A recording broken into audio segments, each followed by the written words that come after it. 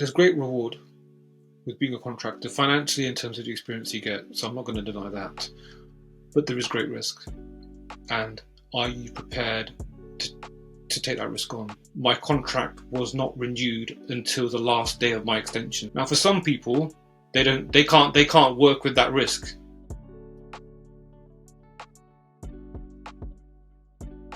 Welcome to the Inside Business Analysis Podcast. I'm your host, Tanner Jacobs, and today I am joined with Kamal Marwaha. How are you doing today, Kamal?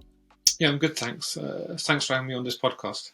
No, thanks for coming on. I'm excited for our conversation today and, just kind of bring your experience around the world of contracting and what contracting is all about. What does that look like? What does that mean?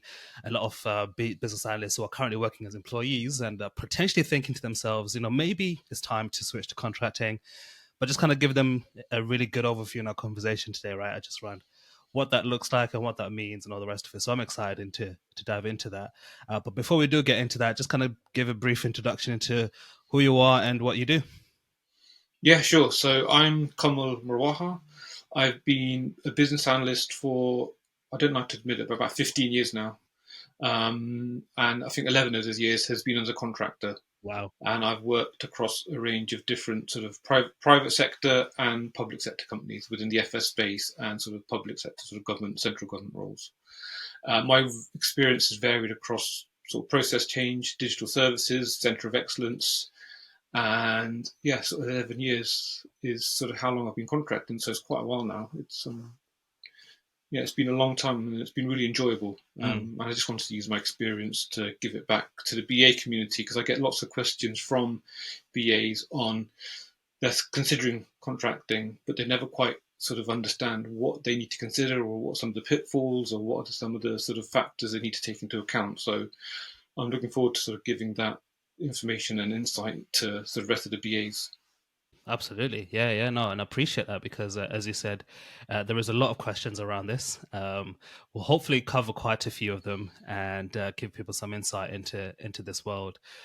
So, I mean, first of all, let's just explain what a contractor is, a BA contractor is in a nutshell, particularly thinking about those who have never really looked into what the differences are between, I guess, a permanent / full-time BA and a contractor BA. Yeah, sure. So I see myself as a business that offers a service. So I'm a service provider, and that service is in business analysis. And I make that service available to companies. And that service is available for a certain rate, so a certain day rate, and that rate varies. And it's typically available for a certain period of time. And that time is normally dictated to by the client. But I also have sort of my own, I'm responsible for how long I want to work for a client. But essentially, I see myself as a service provider and I offer sort of BA services. So that's essentially how I see myself. And you sort of market yourself as a professional service provider.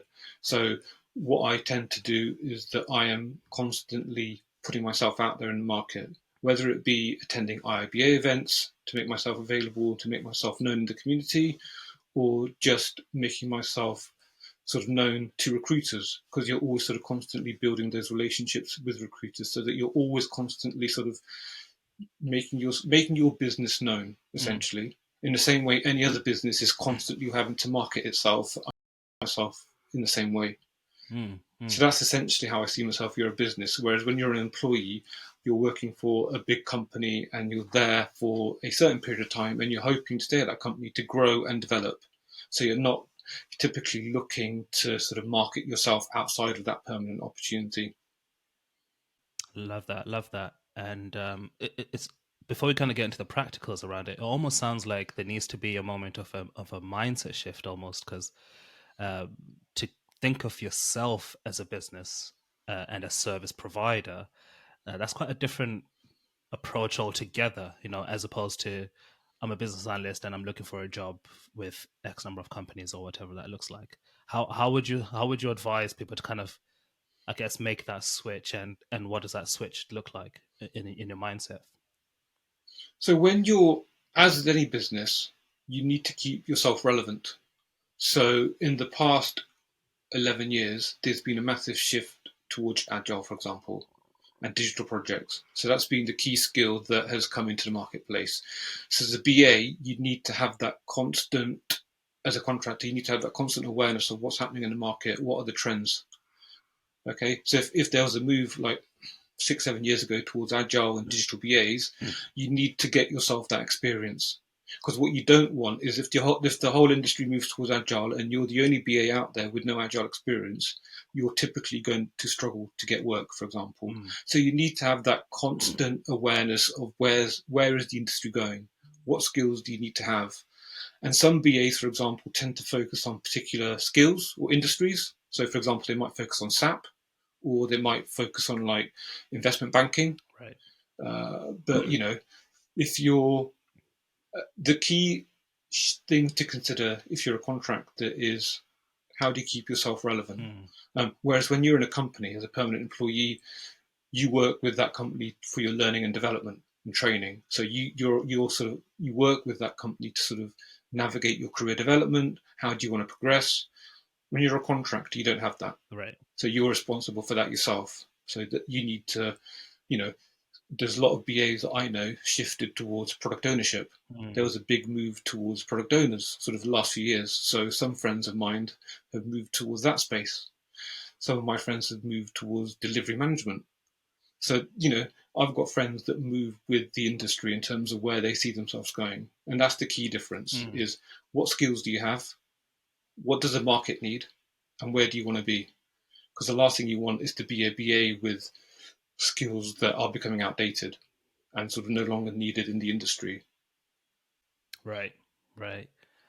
And so let's just say I'm a BA. I've been a BA for I don't know 3 to 5 years, somewhere there.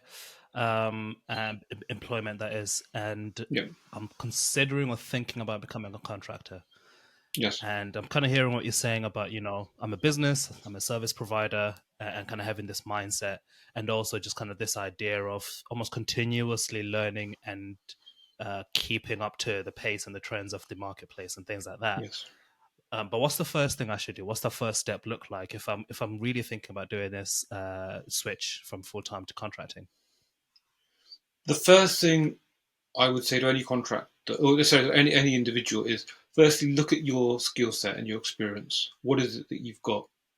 Okay, so are you a BA that's primarily focused, has experience in digital BA, or are you a process BA in terms of lean management or business process analysis? What are your skill set that you could bring to a company? Once you've got a sense of what those skills are and what level of experience you have, if you've only done process management for like a month or you've only done agile for a couple of weeks, you're unlikely to sort of succeed in the marketplace because you just haven't got the breadth of experience against some of the more experienced BAs. Okay, so get a sense of what skills you have and how long you've had them for. Then look into, have an assessment of the market. There's always jobs out there. Have a look at what types of jobs are available. Try to contact some recruiters, have an honest conversation. I think you spoke to one a few months ago. Was it James Hill? Yes. Speak to someone like that in terms of, look, here's my experience. How do you think I'd do in the contracting market? And recruiters are normally they can be quite honest and upfront in terms of they think, they'll assess you against the other candidates that are out there. If they say you're going to struggle, because there's BAs that I've got so many BAs at the moment that have so many skills in certain areas, you're likely to struggle. Then take that advice on board, because what you don't want to do is to stop working and then struggling to find work. You also have to get a sense of the marketplace. So this year there's been lots of redundancies and layoffs in the big tech companies. Yeah. So as a result, the market's quite saturated in terms of individuals that are looking for work. So what you don't want to do is you don't want to go contracting when there's a lot of individuals, a lot of talented individuals from some of the big tech companies and consultancies that are looking for work. So, you have to factor that in. What's the market like? Do you really want to go into a contracting market when it's slow? Some of my friends that are very experienced have taken up to 3 months to find work. And these are seasoned professionals. So it's a difficult market. This year is a difficult market. So get a sense of the market, build those relationships with recruiters, and then speak to colleagues that you've worked with. If you're a permanent employee, there would have been contractors that you worked with. Yeah. Whether it's the BA, whether it's a developer, whether it's the designer, product owner, whatever. Speak to them about what the market's like, about their experience. Once you factor those in, then make that decision. You can sort of get a sense of, here's my skills, this is what the market's like, this is how I compare to other candidates. Okay, this is, what I think then you can sort of make an informed decision in terms of whether you want to move into contracting or not. There's then also the key thing for any contractor is the risk element. Right. Contracting is a risky environment. You have to ask yourself, are you prepared to work at risk? Okay, so if you're a permanent employee and you are looking, if no job's safe. All jobs, there's always a risk of redundancy. But when you're a permanent employee, you have that safety in terms of how long your notice period is and redundancy period. I see. With contractors, we don't have that. So, for example, I've had situations where my contract was terminated on a Friday, and I was asked to return my laptop that day back to the office and finish work. Wow.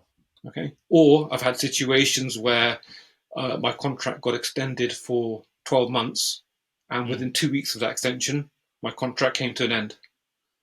Oh, wow. Or I've had situations where my contract was not renewed until the last day of my extension. So my extension finished on like the 31st of, I don't know, March or April, Yeah. and my extension came through literally on that last Friday. Now, for some people, they can't work with that risk. That they don't like that risk. Someone said to me once, I couldn't work like a contractor because I can't work at risk. I need to have that security of a job. So that's what you've got to ask yourself: are you prepared to work at risk? Because your contract can be cut at any time, and it might not be your own fault. It could be because there's budgetary cuts, or there's a change in the political environment. In terms of if you work in the public sector, or your project could just be canned. Or in one of my instances, my contract got cancelled because my boss had filled out the incorrect form for my contract extension, and because of that, my contract got extended. Oh.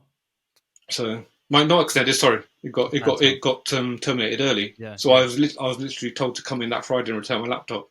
Goodness me. So that's the key. That's the other element of contracting, is that risk element. And are you prepared to work at risk?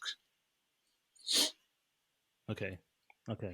So there's a lot that you covered off there, which was assess your skills, assess the market with the help of a Yes. recruiter, Yes. and also then assess your risk tolerance, so to speak, really Absolutely. around. It's an incredible world, but also speaking, there is all of these risks that you don't necessarily face as a permanent employee within that. Talking on the point of skills, because you mentioned at the beginning there that there's some skills which are, I guess, hot in the market and some skills which are quite in demand. Can you touch on any particular skills that in the present marketplace right now that are quite strongly being sought after in the market? So this year the contracting market has been quite slow, and there's not been as many jobs this year as there was maybe, for example, last year. Okay. But I think this year what I've seen is that there's always a need for skills in digital and sort of agile skills. There's always that demand for awareness. Right. This year I've seen lots of jobs within the FS space, so within like investment banking. So there's often a need for that sort of front office, middle office, back office skills. There's also, for example, this year SAP has become a bit more prominent. So if you've got SAP experience, that's really sought after. There's always demand for public sector experience. So in terms of, have you worked with government departments? Have you worked within the GDS framework? So this year, there's been a breadth of different types of roles I've seen. I've seen lots of front office, like I said, investment banking experience type work, lots of government roles, government where you need central government experience. If you've got that, that's great. Obviously, you need your core BA skills in terms of requirements gathering, process management, stakeholder management. That's sort of your standard bread and butter BA skills. You need to have that. But in terms of specific skills or trends, not yet. But it's just that experience of either industries or specific technologies like SAP or CRM, for example. And I think that touches on your earlier point, doesn't it? About like if you've done something for a week or a month, it's probably not quite the right time yet to make that shift because that level of depth that the market is looking for, you don't quite provide Yes, um, for that skill set. I was going to say on that, like you get contractors that can often sort of blag their way into a role. So some you get some individuals that will say, "Oh, I've got like Right. lots of experience in Agile or SAP," but the key point is that contractors are often the first ones to Mm, find anybody out.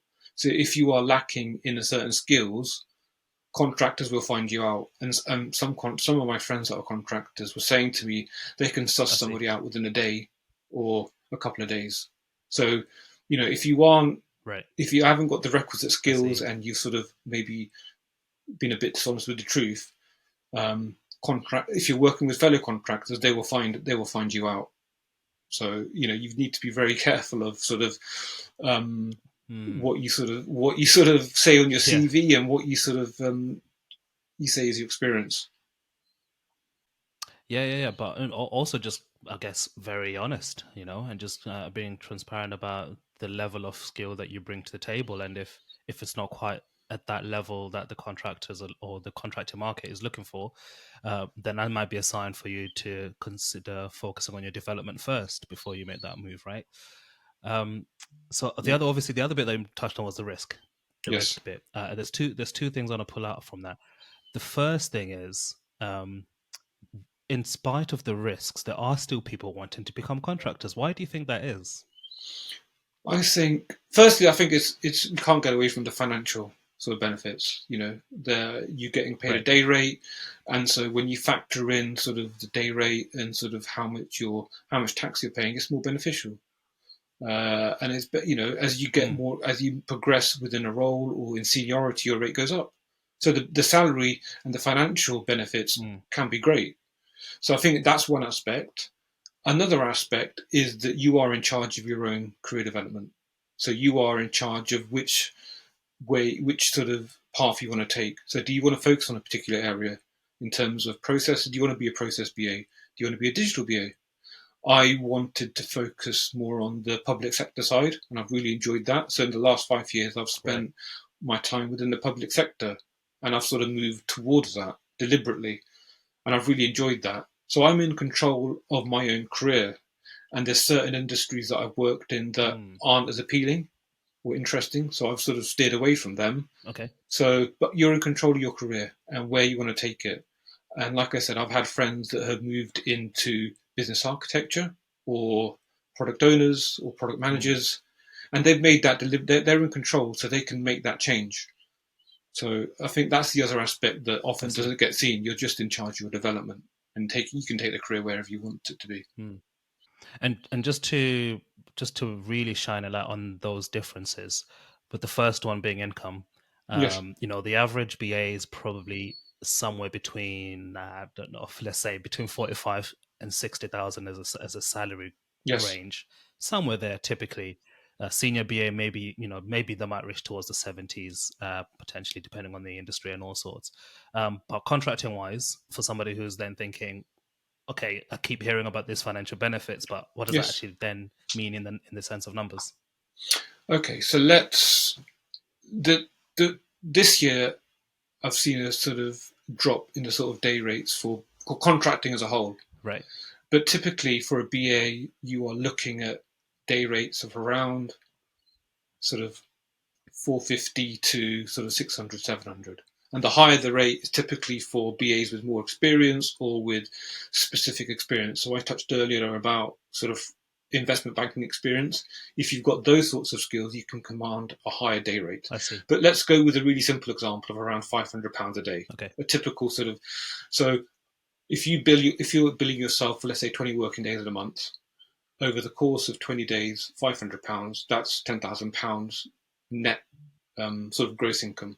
Okay, Right. now how much you get in terms of net is then based on whether you're inside or outside I-35. So it's inside and outside I-35 is your status in terms of I-35, and that is determined by the end client. So if I was going to work for I don't know Tando's business analysis Yeah. company, I came to work for you, you would say, I want to work with Kamal and the role is inside IR35. Okay. Okay? What that actually means is that when you're inside IR35, your income is taxed at source. So that £10,000 that I spoke about, from that, we deduct national insurance for employers and employers, and also your income tax. So typically you're getting paid a net of around 55%. 55%. Right. Okay? Right. So roughly between sort of, rough example, about £5,000, five to £5,500. Right. Right. Okay? I see. Yep. That's when you're inside R35. When you're outside R35, you're operating as a limited company. So in that case, if I was working with you, Tando's Business Analysis, you would invoice Kamal Marwaha Business Analysis Limited. Mm-hmm. Okay? So that £10,000 comes to my business. Okay? Now from that, I deduct a salary. A salary is typically about £9,000 a year. I also have to pay corporation and VAT. And then I also extract dividends. Now, how much dividends I take are in my control. Right. I can take all of my money as dividends if I want, or I can take a couple of £1,000, but it's in my control. It's my gift. Mm. Now, the more you take out of your business, the more you have to pay in terms of income tax at the end of the year. Mm. But that level of how much taxation you pay is my responsibility. I Right. can control that. So if I've had some contractors in the past that take out all their money from the business, and then at the end of the year they have a big tax bill. Yeah. So, but you're in control. I But in see. terms of financial benefits, it very much depends if you're inside or outside. But the financial rewards are good, Mm. and they can be substantial. But not everybody is cut out to be a contractor. And like Mm. I said, the risks are there. They occur. I've had last few years I've had some risky scenarios. You had COVID, Yeah. where some of my friends reverted back to permanent roles, where because there was no contracting roles. So it's not always, you cannot always assume that the market will have roles Mm. for you, or that the market is buoyant. There'll be downtimes. There'll be periods when you're struggling to get interviews or contacts from companies. Mm. So Mm. Mm. you have to be mindful of that. But Mm. yeah, the financial rewards can be that, yeah, you do get paid more as a contractor, but it very much depends if you're inside or outside either. Yeah, and that probably helps, doesn't it, with making that decision, and seeing whether the jump is worth it for you. Obviously, not just financial, but the financial bit could be an element uh, of point that you then say, I'm currently earning this much. Let's say it's £3,000 a month, Yeah, PAYE. If I get £500 a day inside R35, and that works out to be around 5,000 a month, that's a £2,000 difference, absolutely. as far as the contracting world brings. Yes, But then, to your point, because you are a business, that comes at a loss, doesn't it, in terms of pension contributions and benefits absolutely. and all sorts? Absolutely, that £5,000, and you have Yeah. to factor in where's your pension going to come from. You can have salary sacrifice, Mm. so you can do some salary sacrifice, set up your own personal pension, but that'll be very much yourself contributing. Whereas when you work for a company, they'll contribute partly towards your pension, and they'll also provide other benefits. Yeah. Your training and development, cycle scheme work, season loans, all that sort of things that you don't get as a contracting staff. It's all sort of on your own. So if I want to do any development in terms of Mm. courses or attend like conferences, for example, I have to pay for it out of my own sort of pocket. So there's that element of it. If Mm. you do like that corporate world of, I like the benefits, I Mm. like being able to maybe get a company car every year, every couple of years, Yeah. then that's something that you don't quite get as a contractor. It's very much you're responsible for your own sort of life insurance, your pensions, and your sort of private healthcare and that sort of aspect. So there's things you have to consider, and it depends what you're used to as well. Yeah. If you've been permanent for a Yeah. considerable amount of time, then it can be quite a shock to you in terms of, okay, I've got all this other aspects now that I need to sort out. Absolutely. And I think all of this keeps pointing back to that point that you made at the beginning about you're a business, and it's not just I guess like a mindset shift. It's also like practically speaking, you need to operate your financials almost as Yes, that business, or at the very least self-employed perspective, and being like, everything is on me now. It's not yes, my employer will take care of this and they'll take care of that. I need to put XYZ in place when I become a contractor or if I am contracting. um so the other thing that you mentioned was about like the whole instability in the job market, and the yes, fact that your contract could finish at any time, or you could get a renewal that then gets cancelled, or yes, xyz. um Obviously you've been a contractor for over a decade now, yes. and there's many contractors out there in this space.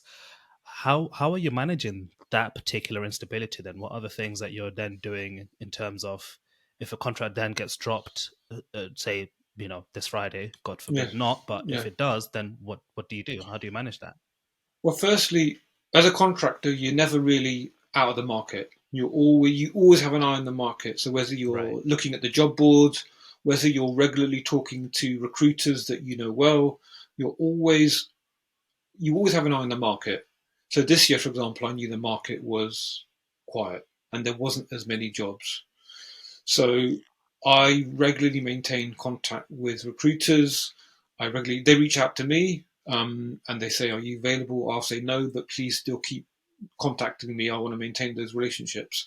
So there's an element of maintaining those relationships, knowing who to contact, starting to understand which companies have relationships with which end clients. So certain companies, for example, only deal with public sector companies, for example, or the companies in the FS space.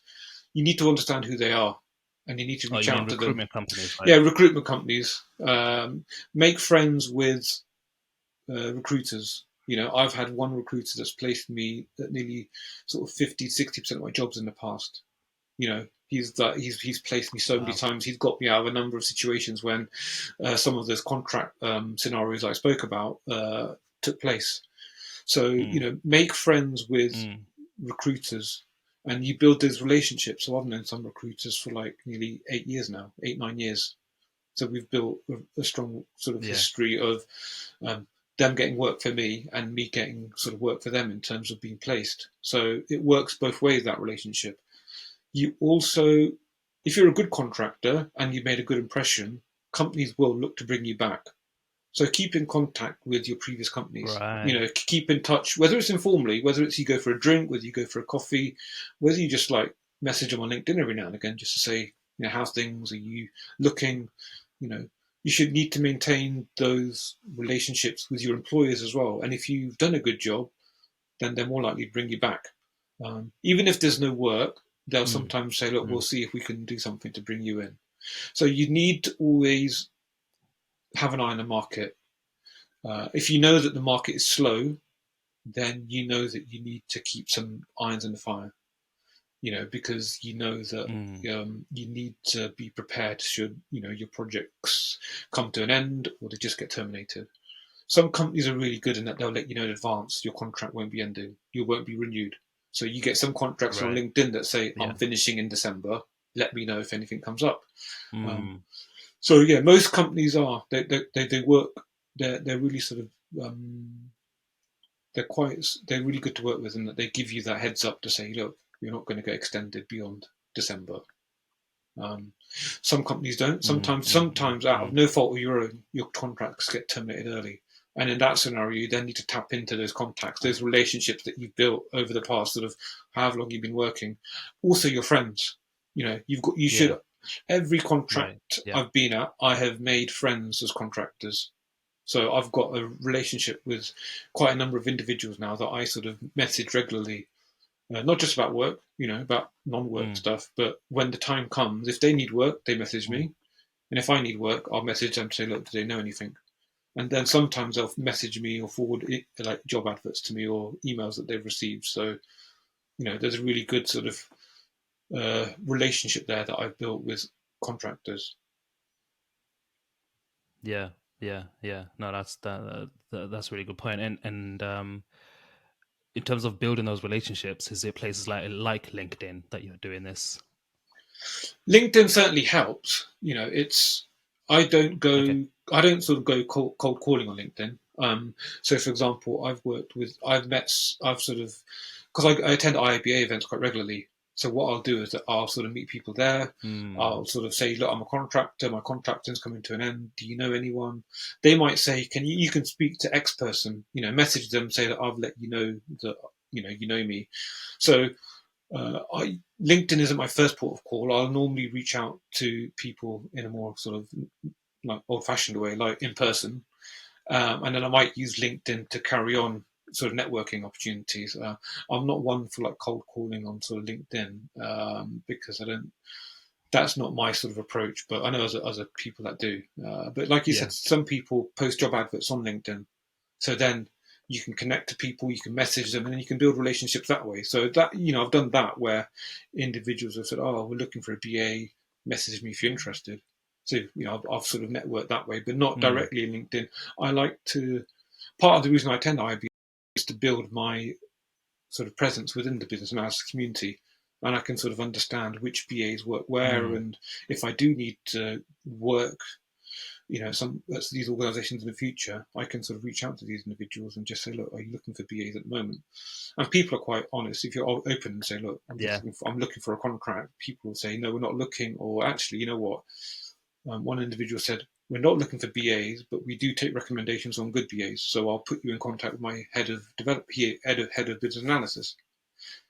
And that's just come about through attending IBA events, building relationships, working with individuals. Um, Also, when you work with these people, you have to show that you've got some sort of capability in the BA space. You can't. I don't just attend these events, sit in the corner, and Yeah. don't participate. I like to participate. I like to get involved. Um, Building the BA Yeah. profession is important to me, so I like to make an impact at IBA events. So Mm. you also have to, if you're going to That's attend great. events, Yeah. No. you need to have a bit of a presence, just so that people can recognise you Yeah. and just they're aware that you know what you're talking about. I agree. Yeah. No, I agree with that. Completely agree with that. Um, and then the other point that you'd also mentioned was about like taking as a contractor, you can kind of really take control of your career and Yeah, your where your career is going. Can you just touch on a little bit more about how you do that and what that means, particularly the differences between, I guess, doing that in a perm role and a contracting position? absolutely. So with a contractor, you can sort of I've made the shift towards working in the public sector. So five 5 or 6 years ago, so I was Mm. very fortunate to get my first role in the public sector. And I really enjoyed it. I really enjoyed working in that Right. GDS with that GDS framework. I enjoyed the agile ways of working and I wanted to stay with it. So prior to that, all of my experience was within sort of financial services. So I made the sort of active decision once my contract or once the time at that role came to an end, I wanted to go back into another public sector role, and that's what I primarily looked for. So I then focused on public sector roles at that point, and since then I've worked in the public sector or public sector companies. So I made that deliberate shift, and I've sort of stayed clear of the private sector. That's not to say I wouldn't work there if the Right. opportunity came up, but my priority is to work in the public sector. So I made that Mm. deliberate decision. I also Mm. wanted to move more into the agile space. So I've worked, part of moving into government was also so that I can get more experience within an agile way of working, specifically within government, which has its own sort of GDS framework and principles. So I really wanted to do that sort of shift. Some of my friends, for example, though, have moved away from business analysis and they've moved towards being product owners. So they've made that deliberate shift in the past sort of 2, 3 years, and now they are sort of fully fledged product owners, and that's what that's the sort of direction that they've gone in, and they've used certain experience at certain contracts to carry out this product owner role, and then they've from the subsequent contracts they then move into those roles going forward. So Mm. Mm. you need to Mm. get often you will need to have the opportunity to maybe transition into a role. So you need to look for opportunities in your organizations. Let's say you want to move into business architecture. Is there an opportunity to get into that Yeah. role where you're working and to get some experience in that? If there is, you could get that experience as a contractor. You can ask, look, can I do some work in this? And then when you go to your next role, you can say, Yep. look, I've done some architecture work, I've applied this, or I've done some product owner work, I want to move into this role. So you are in control. Whereas when you're a permanent, you're sort of, you have a choice in terms of what projects and certain assignments you want to work on, but they're very much dictated to from your leadership in terms of these are your assignments. You're sort of Yeah. focused on a sort of particular role, particular industry. So if you're working only in FS, you're only ever going to work on FS projects. Whereas I bring a breadth of experience across different companies, different ways of working, and sort of different sort of project setups and configurations. So, but yeah, you're in control of where you want to I take your see. career. Whether you want to progress into, some Yeah. people are happy just to be a BA. They're just happy to do BA work. Some people want to Mm. move into senior roles, mentoring, leadership roles. So you can do that. You are very Mm. much where you want to take your career is Mm. up to you as a contractor. Um, Mm. so, and that's what I enjoy. That's one of the aspects I enjoy. Love It's it. that sort of variety of work and variety of individuals as well. Every organisation is different in terms of the individuals, how they work, their ways of working, and your role as a contractor is just to sort of go in and assimilate yourself as if you're a permanent member of staff, like as if you've Yeah. never worked anywhere else. Yeah. Yeah. And having that ability to go in a new environment and fit in, I guess, as part of the furniture, so to speak, in a faster pace. So you've Yes, been doing contracting or been a contractor for for the last 11 years, and yes. been in this space for the last 15 years. If you had to kind of look back over the last 11 years, number one, what has kept you going as a contractor, and number two, what do you love about being a contractor? What's kept me going is that I've always managed to find work. And one of the first Mm. in lesson, one of the most important lessons I learned was when my first contract was coming to an end. It was around about Christmas time, and I was getting lots of phone calls about jobs, about potential opportunities, and I had an extension on the table from my current employer, and I turned it down because I said I've got all these phone calls coming. I want to be I want to be available for them. None of those opportunities came to anything, and as a result, come what Christmas and New Year, I was out of work, and I was out of work for 2 months. And that taught me a really important lesson: Wow. is to always take the contract that's on offer on the table. Never assume that you're going to Right. get a contract. So I've always been in work. If I've left, it's because a contract has come to a natural end or the opportunity no longer is sort of I need to move on in terms of experience. I need to get something new. Sometimes there's a natural point in a contract where it's best for you to leave and get some new experience. So I've been successful because I've moved on at the right time. I've picked the right contracts and companies to work in. If a company or a contract hasn't been right for me, I've learned to move on and just start a new opportunity. Sometimes there will be contracts that, one contract I wasn't doing BA work, I was doing sort of system testing. So I had to move on from that because I wasn't Mm. doing analysis work. So you have to learn to move on, or Yeah. when's the right Yeah. time to move on. You have to find the right opportunities in terms of what's the sectors you want to work in, what are the sort of projects you want to be involved in. I've also learned from every place I've been to, whether it's the organisation, how they work, or whether it's from other contractors and how they work. So I've learned quite a lot from non-BAs in terms of how to work, ways of working, and that gives you just a breadth of experience. And that breadth of experience means that I can bring lots of variety to a role into a company. And sorry, what was your second point? I missed. What do you love about it? Love at it. I love I just love the variety of roles. So I love going into a team Yeah. or an organisation and being expected to deliver from sort of day one. I was actually asking my friends this: when do you expect to start delivering as a contractor? And one of them said, I want to deliver from Yeah. day one. He doesn't want to be waiting around. He says, what do I do? And that's what I enjoy. I can remember starting one contract and I was in meetings that afternoon and the next day. So, and I enjoyed that. I love that aspect of it, of Wow. just hitting the ground running, understanding an organization, understanding what my role is, and just delivering from sort of day one. And just, I sort of love becoming part of an organization and just almost being like a permanent member of staff. Um, but having that Mm. flexibility to sort of move on when the time's right. and that's what I sort of love most. Is just Mm, that ability to, you're almost like a permanent member of staff because of the way I just fit in, mm, and the people are so interesting that I work with. But then being able to move on when the time is right and when I've completed my assignment, I sort of see myself sort of hired help, brought in for a specific problem. Once that problem's fixed, once it's resolved, I sort of move on and I move on to the next problem and assignment. yeah, And that's what I love about it, just that variety. Every sort of couple of yeah, years, I move on to something new, a new challenge, a new environment, new people that I love it. work with. So yeah, it's just that variety I love most. Absolutely. Yeah, no, that's great. That's really great. Well, Kamal, thank you so much, first of all, for coming on the podcast and sharing your breadth of experience in this world of contracting. As I mean, just our conversation, there's so much to cover, so much to consider. But the one key takeaway that I've got is that this effectively requires you to be a bit more proactive and kind of take control and take charge of yourself and see yourself as a business to then kind of win in this game of contracting. If people would love to then kind of connect with you directly and maybe um, grab a coffee with you and have a chat around the world of contracting and all the rest of it, or any other reason, what's the best way that they can do that? They can connect with me on LinkedIn. I'll connect with them and I'll message them, and we can, I'm happy to meet up for a coffee or meet up virtually.